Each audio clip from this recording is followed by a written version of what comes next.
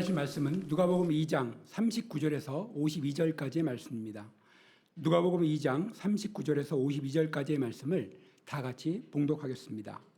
주의 율법을 따라 모든 일을 마치고 갈릴리로 돌아가 본 동네 나사렛에 이르니라. 아기가 자라며 강하여지고 지혜가 충만하여 하나님의 은혜가 그의 위에 있더라. 그의 부모가 해마다 유월절이 되면 예루살렘으로 가더니 예수께서 12살 되었을 때에 그들이 이 절기의 관례에 따라 올라갔다가 그 날들을 마치고 돌아갈 때에 아이 예수는 예루살렘에 머무셨더라.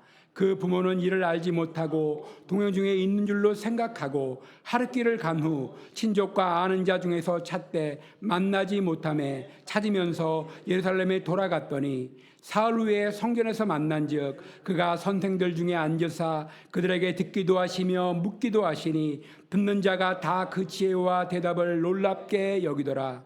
그의 부모가 보고 놀라며 그의 어머니는 이르되 아이야 어찌하여 우리에게 이렇게 하였느냐. 보라 내 아버지와 내가 근심하여 너를 찾았노라. 예수께서 이르시되 어찌하여 나를 찾으셨나이까.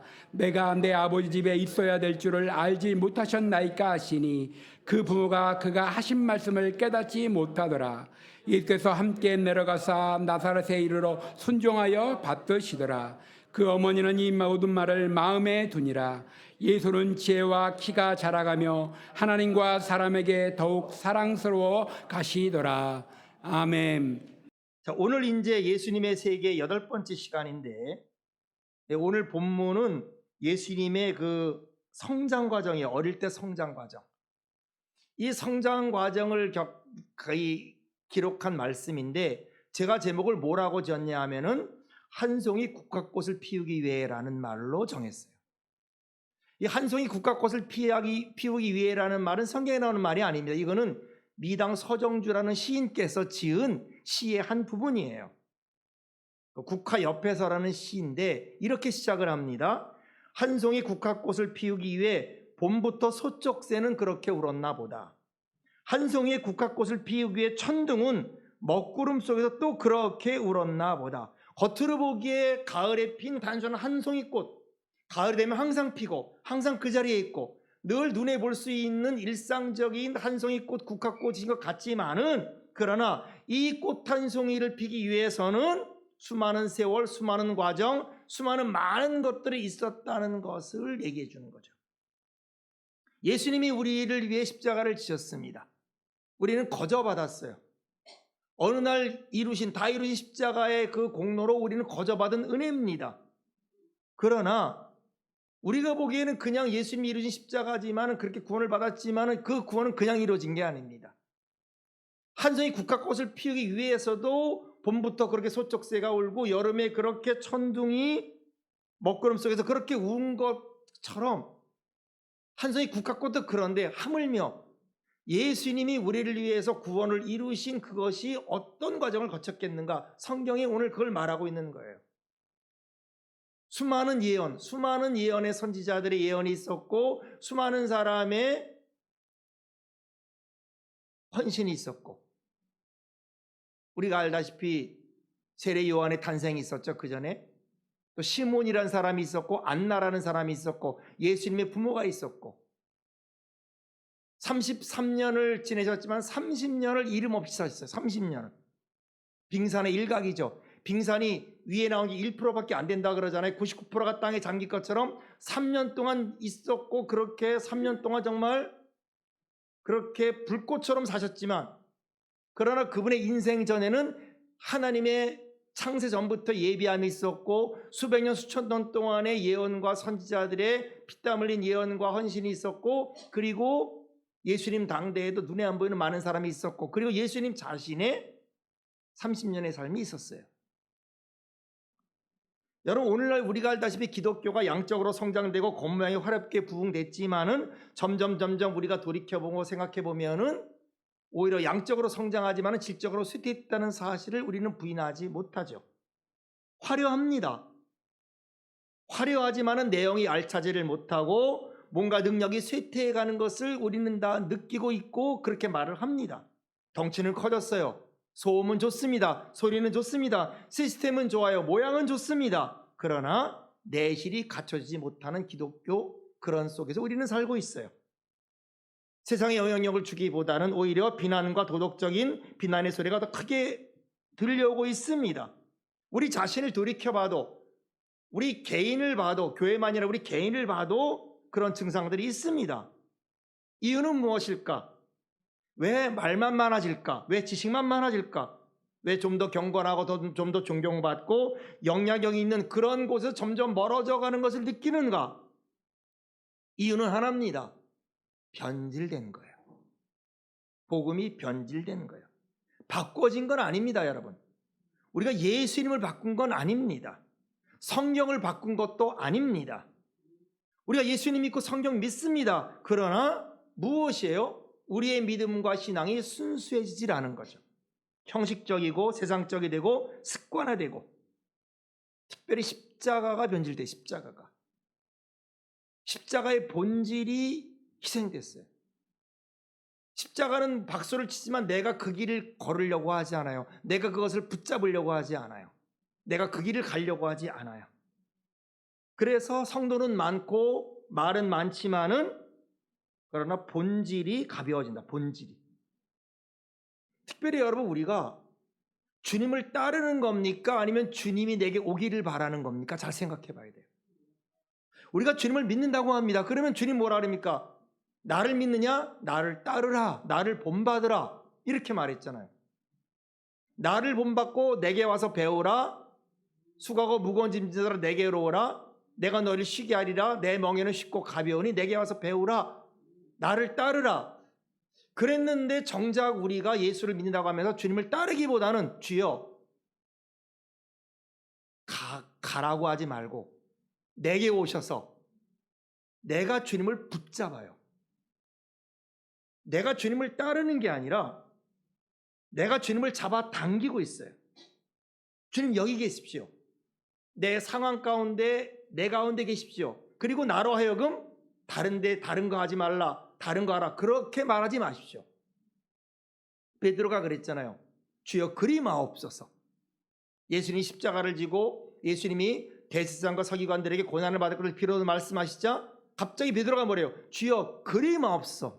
절대로 그런 일이 일어나서는 안 됩니다. 우리 자신을 우리가 이 가을 되고 우리가 하루가 천년 같고 천년이 하루 같은 그런 속에서 사는 인생인데 저나 여러분이 우리 자신을 돌아봐야 돼요. 나는 내가 그리스도를 믿는다고 하면서 내가 그분을 신뢰하고 따르는 건가? 아니면 주님 그리 마옵소서. 그렇게 행하지 마시옵소서. 내가 원하는 대로, 내가 기도하는 대로, 내가 바라는 대로 되게 하옵소서. 그러면서 내가 자기를 부인하고 십자가를 지고 그리스도를 따르고 헌신하는 삶이 아니라 그리스도를 내게 끌어당기는 거예요. 주님 가지 마시옵소서. 주의 일 하지 마시옵소서. 내가 그리스도를 당기고 여기 계시옵소서. 그럼 어떤 일이 벌어지느냐? 주님이 우리와 함께 할 수 없는 거예요. 주님이. 오늘 예수님의 성장 과정을 보면서 우리는 뭐를 보느냐? 주님을 따르는 사람의 일생을 봐요. 평범하지만 비범한 거예요, 여러분. 일상이지만은 일상의 똑같은 일생이지만 거기에 비범함이 있어요. 여러분, 우리 속에는 비범함이 있어야 될 줄로 믿습니다. 평범한 인생 속에서 정말 믿는 자의 비범함, 믿는 자의 구별됨, 믿는 자의 다름이 있어야 되는 것이죠. 자, 오늘 본문을 한번 보면, 자, 오늘 39절부터 보는데 이렇게 말합니다. 주의 율법을 따라 모든 일을 마치고 갈릴리로 돌아가 본 동네 나사렛에 이르니라. 자, 예수님의 어머니 아버지의 마리아 요셉의 자녀를 대한 태도, 교육이 나와 있어요. 여러분, 자녀는 누구나 어릴 때 만들어가는 과정이 있어요. 어떻게 해주냐에 따라서, 보고 배우고 듣는 바에 따라서 그 아이의, 그 자녀의 일생이 달라져요. 예수님의 부모를 보면은 뭐를 볼 수 있느냐? 하나님의 율법을 따릅니다. 하나님의 말씀을 따라요. 7일 동안에 정결의 의식을 지나고 8일 때가 되자 예수의 이름을 지어주고 할례를 하고 33일간을 정결 의식을 지난 다음에 40일이 될 때 성전에 가는 거예요. 율법에 기록된 대로. 여러분, 영적으로 챙겨주는 부모 되시길 축원합니다. 여러분, 자녀들이 아직 잘 자기가 모를 수 있어요. 자기가 말도 못하고 깨닫지 못할 수 있어요. 그러나 아직 사고가 정식으로 형성되지 않을 수도 있어요. 그렇지만은 영향을 받는 거예요. 영향을 받는 거예요. 자녀들이 실수를 하죠. 어린아이들은 실수를 하죠. 당연히 여러분, 실수는 어린아이의 특징입니다. 실수를 하게 돼 있습니다. 또 판단력이 부족해요. 그러나 우리가 잘 인도해야죠. 왜? 하나님이 우리를 그렇게 인도했잖아요. 여호와는 나의 목자시니 내게 부족함이 없으리로다. 저와 여러분을 그렇게 인도하셨잖아요. 그러니까 요셉과 마리아는 어떻게 했느냐? 말씀을 따라 행했다. 율법을 따라 행했다. 그런 모든 과정을 마쳤다 이 말이에요. 그리고는 이제 나사렛에 돌아가서 예수님을 성장하는데, 그 예수님의 성장을 성경은 40절에 이렇게 말합니다. 아이가 자라며 강하여지며 지혜가 충만하며 하나님의 은혜가 그의 이때 있더라. 예수님께서 성장한 12년 동안의 성장을 누가복음은 4가지의 말로 요약을 해요. 첫째는 정상적으로 잘 자랐다. 때에 따라 자라고 계절에 따라 자라고 연수에 따라 성장을 했다. 빠르지도 않고 느리지도 않고. 여러분 자녀들이 잘 성장하기를 축원합니다. 그러니까 여러분 자녀 등의 성장이 있어서 문제가 있어 할 때는 뭐를 어떻게 기도하냐? 예수님처럼 돼달라고 기도하는 거예요. 주님, 나의 자녀가 내가 낳지만 하나님의 자녀 아니겠습니까? 예수님이 이렇게 성장을 잘한 것처럼 우리 아이의 모든 육체 모든 기능이 정상적으로 자라가게 하여 주옵소서. 여러분, 하나님은 전능한 하나님이에요. 하나님은 전능한 하나님인 걸 잊지 말아야 돼요. 기도가 중요하고 믿음이 중요합니다. 예수님은 육체적으로 정상적으로 잘 자랐다는 거예요. 날씨에 따라 시절에 따라 잘 자랐다는 겁니다. 그리고 두 번째, 예수님의 성장에 대해서는 잘할 뿐 아니라 스트롱했다, 강했다 이 말이에요. 물렁물렁하지 않았다는 거예요. 육체적으로 정신적으로 물렁물렁하지 않고 강건했다는 거예요. 여러분, 우리가 자녀에 대해서 갈망은 다 하죠. 저나 여러분 가운데 자녀에 대해서 갈망 안 하는 사람이 누가 있겠어요? 그런데 자녀에 대해서 갈망은 많이 하는데 기도는 덜 하는 것 같아요. 갈망할수록 기도하시길 축원합니다. 우리가 속상해해요. 야단도 쳐요. 그러나 사랑은 덜 하는 것 같아요. 기도도 덜 하는 것 같고 사랑도 덜 하는 것 같아요. 자녀를 위해 기도하고 성령이 임하기를, 하나님의 역사가 일어나기를 우리가 기도하는 거예요. 절대로 포기하지 마시고. 부모의 말을 못 들을 수도 있어요. 지금 내 기도가 응답이 안 될 수도 있어요. 그러나 여러분, 포기하면 안 돼요. 때가 이름에 거두리라. 포기하지 않으면 때가 이름에 거두리라. 여러분, 하나님이 우리를 포기하지 않잖아요. 아까도 말했죠. 하루가 천년 같고 천년이 하루 같다고. 우리가 보기엔 오랜 시절 같지만 하나님께는 그것이 하루와 같을 수 있는 겁니다. 끝까지 껴안고 기도하는, 끝까지 포기하지 않고 기도하는 거예요. 그러면 어떤 사람이 어떻게 이루어지느냐? 하나님의 뜻대로 되는 자녀가 돼요. 하나님이 원하는 자녀로 바뀔 줄로 믿습니다. 하나님은 전능한 하나님이에요. 잊지 말아야 돼요. 반드시 응답됩니다. 반드시 복의 자녀가 됩니다. 말씀이 응답되는 거예요. 그래서 자라며 강하여지고, 셋째는 지혜입니다. 위즈덤, 지혜가 충만했다. 여러분, 똑똑한 거하고 지혜로운 건 다른 거죠. 지혜는 하나님 줍니다. 여러분, 믿음도 하나님이 줘요. 믿음은 내가 믿어야지 그런 게 아니에요. 믿음은 내가 주님을 바라볼 때 주님이 주는 거예요. 그래서 끊임없이 주님을 바라보는 거예요. 주님을 바라본 믿음이 생기는데, 그런 믿음이 생기다 갑자기 나를 보면은 믿음이 사라져요. 왜? 믿음은 내가 만드는 게 아니라 주님이 주는 거거든요. 그러니까 끊임없이 주님을 보는 거예요. 끊임없이 주님을 바라는 거예요. 미련한 사람, 지혜로운 사람. 어떤 사람 똑같이 일을 해도 미련하게 일하는 사람이 있고 지혜로운 사람이 있어요. 여러분, 지혜로운 사람은 사랑을 받아요. 지혜로운 사람은 하나님께 사랑을 받고 사람에게 사랑을 받아요. 지혜로운 사람은 할 것과 하지 않을 것을 구분합니다. 우선순위를 구분해요. 먼저 할 것과 나중 할 것을 구분해요. 가야 될 것과 안 가야 될 것을 구분합니다. 때에 따라서, 성장에 따라서 믿음의 결정을 해요. 이 지혜가 충만하기를 축원합니다. 그러니까 예수님은 잘 성장을 했다, 스트롱해졌다, 위즈덤 지혜가 있었다. 그다음 네 번째가 중요한데 하나님의 은혜가 있었다. 여러분, 우리가 실수를 참 많이 하잖아요. 우리 인생을 돌이켜보면 실수를 참 많이 하잖아요. 여러분, 저도 제 인생을 돌아보면 정말 실수를 많이 했어요. 목회자로서 설교할 때 인생에서, 삶에서, 가정에서 정말 실수를 너무 많이 했어요. 엄청 많이 했어요. 여러분이 몰라서 그렇지. 그런데 하나님이 덮어주셨어요. 은혜란 건 덮어주는 거예요. 덮어주는 것. 죄의 가림을 받고 허물이 덮어진 사람이 복이 있다 그랬어요. 여러분, 까발리는 게 좋은 게 아니에요. 치유한다고 까발리는 게 좋은 게 아니에요. 과거의 일 자꾸 기억하고 토해낸다고 좋은 게 아닙니다. 여러분, 없어지는 게 좋은 거예요. 보혈로 없어지는 것, 기억도 안 나는 것, 실수도 지나가고 위기도 지나가는 것, 우리 덮어주는 것. 하나님의 은혜가 있더라. 하나님의 은혜가 있더라. 하나님의 은혜가 있게 되길 축원합니다.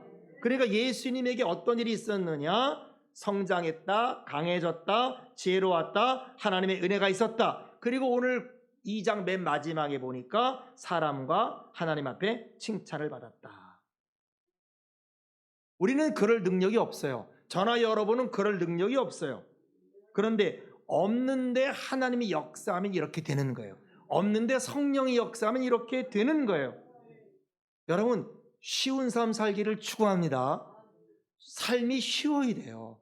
성령의 사람은요, 삶이 쉬워요. 내 힘으로 하려고 그러면 삶이 어렵습니다. 낳는 게 아니에요. 되는 거예요. 하는 게 아니에요. 되는 거예요. 받는 거고 되는 거예요. 이 이스마엘은 아브라함이 낳았습니다. 이삭은요, 된 거예요. 아들이 있으리라 그랬어요. 아브라함이 낳았지만 아들이 있으리라. 은혜에 의한 임신이에요. 생물학적 임신이 아니라 은혜에 의한 임신입니다. 그러니까 쉬운 거예요. 성령의 사람은 쉬워요. 할까 말까, 줄까 말까 땀 흘리며 고민하지 않습니다. 주는 것이 쉬워요. 베푸는 게 쉬워요. 헌금하는 게 쉬워요. 봉사하는 게 쉬워요. 성령의 사람은 쉽습니다. 쉬워야 돼요. 예배라는 것도 쉽고 병든 것도 이겨낼 수 있고. 그래서 성령의 사람이 잘할 말하는 게 있어요. 잘 될 것이다. 좋은 일이 있을 것이다. 은혜가 있을 것이다.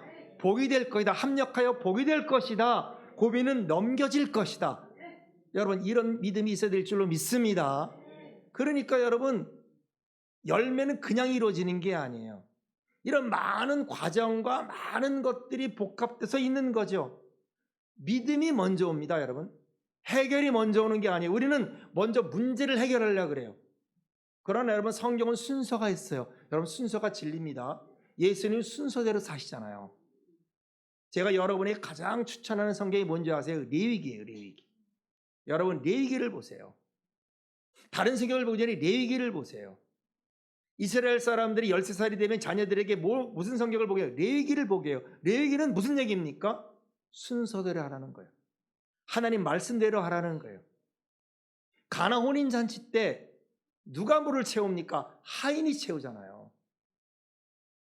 무슨 말씀을 하든지 그대로 하는 사람이 결국 영광을 보잖아요. 마리아가 죄의 여정이니 말씀대로 이루어지다 그러잖아요. 하나님은 사람을 찾으세요. 순종하는 사람을 찾으세요. 믿는 자를 찾으세요. 능력은 하나님께 있습니다. 하나님은 전능한 하나님이에요. 잊지 마세요. 사람으로 불가능하지만 하나님은 가능합니다. 그러니까 뭐가 필요하냐? 믿음이 먼저 필요한 거예요. 해결이 되는 게 아니라 믿음이 먼저 옵니다. 믿음은 어떻게 오는 거예요? 들음에서 오는 거예요. 그리스도의 말씀을 들음에서 옵니다. 그리고 믿음의 집 온 뒤까지 예수를 바라볼 때 생겨요. 베드로가 예수를 바라볼 때 무리로 걷게 되는 믿음이 생기지 않습니까? 그래서 주여 명하시면 나로 무리를 걸게 하소서 오라 하니까 걷잖아요. 자기도 모르는 가운데 내 힘으로 하는 게 아니라 발이 물에 뜨는 거죠. 그런데 갑자기 누구를 봐요? 나를 보는 거예요. 주를 봐서 믿음이 생기는 나를 보니까 겁이 나죠. 물에 빠지는 거예요. 우리가 주를 보니까 믿습니다 그러다 갑자기 환경을 보니까 어떻게 됩니까? 믿음이 사라지는 거예요. 문제 해결이 먼저가 아닙니다. 믿음이 먼저 오는 거예요. 믿음이면 눈이 떠집니다. 믿음의 눈이 생겨요. 믿음의 마음이 생깁니다. 그럼 뭐예요? 선포합니다. 그때 이루어지는 거예요. 선포대로 이루어지는 거예요. 예수님의 4가지 성장입니다. 잘 자랐다, 스트롱 강해졌다, 지혜가 있었다, 그리고 하나님의 은혜가 있었다. 그리고 41절에 보니까 그의 부모가 해마다 6월절이 되면 예루살렘으로 가더니, 예수님의 부모는 참 아름다운 분이에요. 큰 능력, 특별한 능력을 얻지만 신실합니다. 절기 때마다 잊지 않았어요. 여러분, 오늘날 교회가 잊어버린 절기가 있어요. 우리 다음 달에 특별 기도를 할 거예요. 성경에는 절기가 있어요. 하나님이 지키라는 절기가 있어요. 그런데 놀라운 것은요, 절기 때 예수님이 역사했어요. 이스라엘의 3대 절기가 뭐죠? 6월절이에요. 오순절이에요. 초막절이 있어요. 하나님이 이걸 지키라 그랬어요. 이날 반드시 7대 절기 중에 봄절기 3개가 있고, 가을절기 3개가 있고, 여름절기 하나가 있습니다. 6월절 때 3절기가 있고, 오순절이 가운데 있고, 그리고 이제 앞으로 10월에 있을 그 초막절을 중심으로 3가지 절기가 있어요.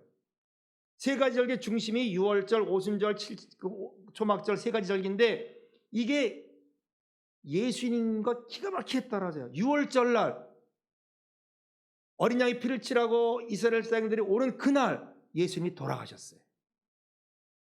예수님이 6월절 날 십자가를 지고 돌아가셨어요.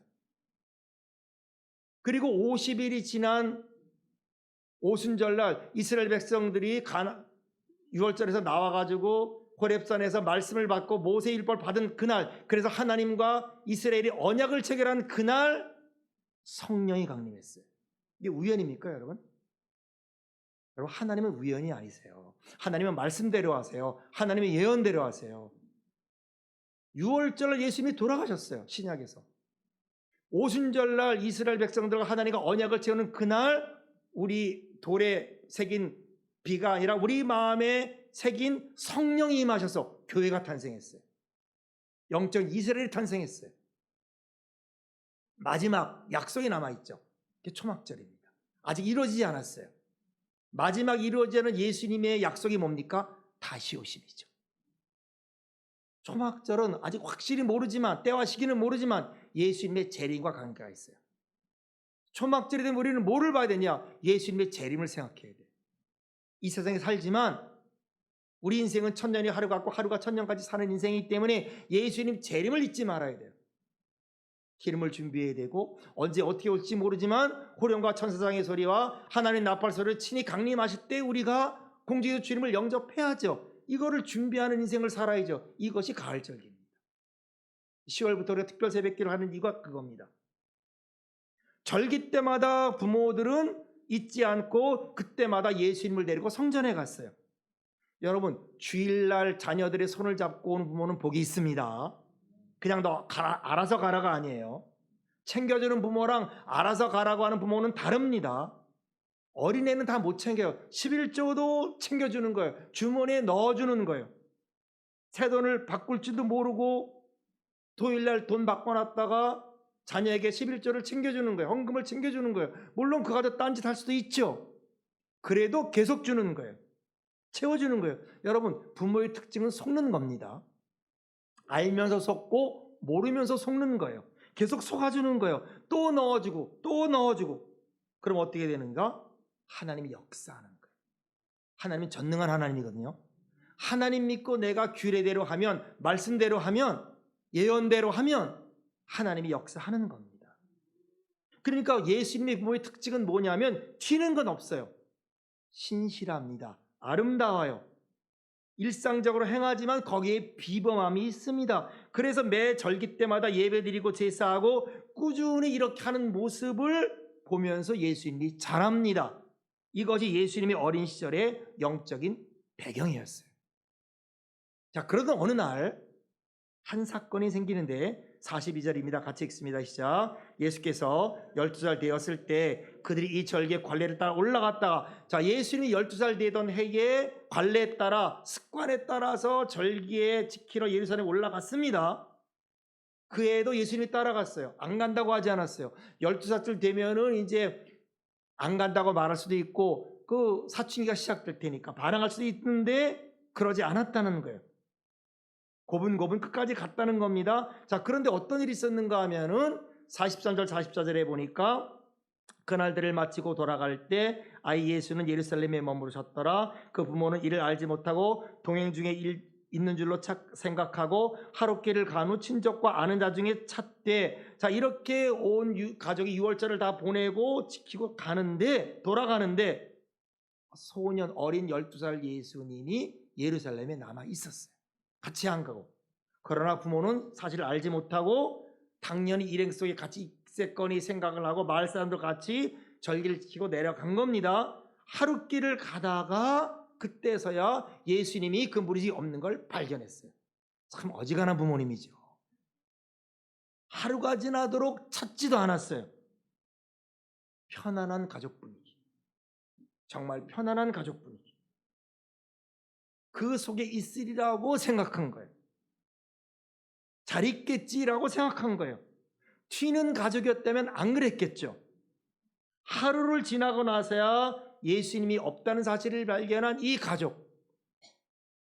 그러나 없는 거예요. 놀라서 찾았는데 45절에 보니까 만나지 못했습니다. 그래서 찾으면서 예루살렘으로 돌아갔어요. 다시 놀라서 예루살렘 돌아갔는데, 자, 46절부터 50절 보니까 이렇습니다. 사울의 성전에서 만난즉 그가 선생 중에 앉으사 그들에게 듣기도 하시며 묻기도 하시니 듣는 자가 다 그 지혜와 대답을 놀랍게 여기더라. 그의 부모가 보고 놀라며 그의 어머니는 이르되 아이야 어찌하여 우리에게 이렇게 하였느냐. 보라 내 아버지와 내가 근심하여 너를 찾았노라. 예수께서 이르시되 어찌하여 나를 찾으셨나이까. 내가 내 아버지 집에 있어야 될 줄을 알지 못하셨나이까 하시니 그 부모가 그가 하신 말씀을 깨닫지 못하더라. 드디어 찾았는데 어디서 찾았냐? 예루살렘 성전에서, 성전 뜰에서 3일 동안 뭐 하는지 모르지만 뭐하고 보니까 놀랍게도 랍비나 선생들하고 말씀의 토론, 율법의 토론을 하고 있는 거예요. 그걸 보고 부모도 놀랬지만은 같이 하는 선생들이 놀랍니다. 영광의 맛배기가 나온 거죠. 하나님의 영광의 맛배기가 지금 예수님을 통해 나온 거죠. 일상에서의 비범함이에요. 그러니까 예수님의 삶은 공생애를 보면 정말 한 아들로서 가족의 일원으로서 때에 따라 시절을 따라 그렇게 평범하게 사는 아름다운 삶이었지만 특별한 게 없었지만 그래서 유월절 달에는 예루살렘을 갔고 부모와 함께 갔고 또 행위가 순리를 따라 일상이었지만은 그러나 뭐가 있었다? 비범함이 있었다. 평범한 속에 비범함이 있었다. 평범하지만 영적으로 탁월함이 있었다. 우리가 일상에 살아요, 여러분. 저나 여러분은 일상 속에 삽니다. 교회 다니고 가정생활하고 학교생활하고 직장생활하고 그냥 그렇게 삽니다. 그러나 탁월한 영적인 비범함이 가끔 나오는 거예요. 특별하게 나오는 거예요. 이것이 바로 그리스도예요. 이것이 하나님의 사람이에요. 그리고 어느 날 하나님의 음성을 듣는 거예요. 이게 아브라함인 거예요. 특별한 어느 시절에 아브라함이 하나님 음성을 들은 거예요. 75세 때 들은 겁니다. 100세 때 아이를 낳을 때까지 25년을 지냈지만 그러나 여러분 항상 하나님이 나타난 게 아닙니다. 5년마다 10년마다 한 번씩 나타났죠. 음성을 들었어요. 우리가 신앙생활합니다. 교회생활합니다. 예배 드립니다. 어느 날 하나님이 말씀하시는 거예요. 오늘 하나님이 약속하는 거예요. 내가 뭔가를 바꿔야 될 때, 내가 뭔가를 변화돼야 될 때, 내 인생이 이렇게 가서는 안 돼야 될 그때 하나님이 내 인생의 행로를 지정해 두시고 길을 인도해 주는 겁니다. 12살 때 그 비범함이 나타났어요.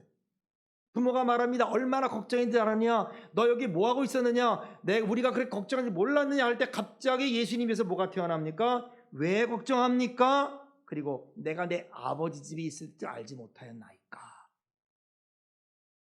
예수님이 드러나는 거예요. 예수님의 존재가. 우리 자녀가 마찬가지예요. 내 자녀인 줄 알았어요. 내 품 안에 있는 자녀인 줄 알았는데 어느 날 갑자기 그 자녀에게 뭐가 나타납니까? 하나님의 자녀인 것이 나타나는 거예요. 하나님의 사람이 나타나는 거예요. 예수님의 답변에 놀라는 거죠. 인간의 걱정이 있어요. 그러나 예수님의 대답은 다른 거죠. 그러니까 여러분, 하나님의 아들만이 나타날 수 있는 거죠. 우리도 마찬가지입니다. 우리 인생이 그런 인생이 되어야 되는 거예요. 뭔가 특별한 것이 비범 속에 나타나는 것, 나도 모르는 가운데 어느 날 자녀들에게서 그것을 우리가 발견할 수 있는 겁니다. 그때 우리는 깨달아요. 내 자녀가 아니구나, 내 아들이 아니구나, 내 딸이 아니구나, 드디어 하나님의 아들이구나, 하나님의 자녀구나 라는 것을 깨닫는 거예요. 예수님에게는 당연한 거예요. 그에게는 당연한 겁니다. 그러나 그 당연한 것이 부모에게는 이상하고 특별한 것처럼 보이는 거죠. 51절에 보니까 예수께서 함께 데려가사 나사렛에 이르러 순정하여 받드시더라. 그 어머니는 이 모든 말을 마음에 두니라. 다시 예수님은 일상으로 돌아갑니다. 아버지 요셉을 도와 성실하게 목사일을 합니다. 그러나 누가 했어요? 예수의 어머니는 다릅니다. 이 모든 말을 마음에 간직합니다. 그래서 예수의 어머니는 위대한 신앙인인 거예요. 같은 인간이지만 위대한 신앙인인 거예요. 예수님을 키우면서 마음속으로 모든 걸 마음에 간직했어요. 얼마나 지혜롭습니까, 여러분? 누가복음 2장 19절에도 보니까 마리아는 이 모든 말을 마음에 새겨 생각했다고 했습니다. 예수님 태어날 때 목자들이 와서 한 말을 마음에 생각했어요. 그러니까 여러분, 아들입니다. 자녀입니다. 그러나 그 자녀가 하는 말, 아들이 하는 말, 딸이 하는 말, 그리고 그에 대해서 누군가 하는 말 하나도 가볍게 듣지 않았다는 거예요. 묵상했다는 거예요. 곰곰이 생각했다는 거예요. 왜? 내 자녀지만 누구예요? 하나님의 자녀거든요. 하나님의 아들이고 하나님의 딸이거든요. 누가복음 2장 33절에도 보니까 그의 부모가 그에 대한 모든 날을 놀랍게 여겼다고 했어요. 여러분, 우리가 이 영적인 사건을 보는 눈이 있어야 돼요. 영적인 통찰이 있어야 돼요. 일상 속에서, 평범한 속에서 하나님의 행사를 볼 수 있어야 돼요. 그것이 우리의 삶을 이끌어 갑니다. 그것이 우리의 삶을 이끌어가는 원동력이 되는 거예요. 여러분, 우리는 똑같은 하루를 보냅니다. 저도 여러분도 여러분의 모든 가족이나 이웃들과 같이 똑같은 24시간 하루를 보냅니다. 예배를 마치면 여러분들은 각자의 인생으로 돌아갈 겁니다. 일상으로 돌아갈 거예요. 학교로, 가정으로, 직장으로 돌아갈 겁니다. 여러분 속에 영적 비범함이 나타나기를 축원합니다. 일상 속에 여러분의 비범함이 나타나기를 축원합니다. 어딘가 있어요, 여러분. 어딘가 숨어 있어요. 공부하다가, 휴식하다가, 밥 먹다가 하나님 번뜩번뜩 보여주는 게 있어요, 여러분. 여러분, 하나님께 영광 되기를 축원합니다. 우리는 국가과 같은, 한송이 국가 같은 평범한 존재지만 그렇지 않습니다. 하나님이 우리를 향한 아름다운 뜻이 있어요. 하나님이 우리를 향해서 이룩한 것이 있어요. 예언된 게 있어요. 예수님에게 예언됐듯이 우리에게도 그런 것이 있습니다. 그것이 내 삶이 지루한 삶이 아닙니다. 우리의 지루함 속에 영광이 나타나기를 기도하십시오. 우리의 지루함 속에 하나님의 충만한 것이 일어나기를 기도하십시오. 결정적일 때가 있습니다. 예수님이 52절에 보니까 지혜와 키가 자라며 하나님과 사람에게 더욱 사랑스러워지시더라. 지금 십자가에 못 박을 때가 있는 거예요. 그렇게 자라지만 십자가에 못 박고 하나님에게 쓰임받을 때가 있는 겁니다. 그때까지 하나님께 사랑받고 사람에게 사랑받으길 축원합니다.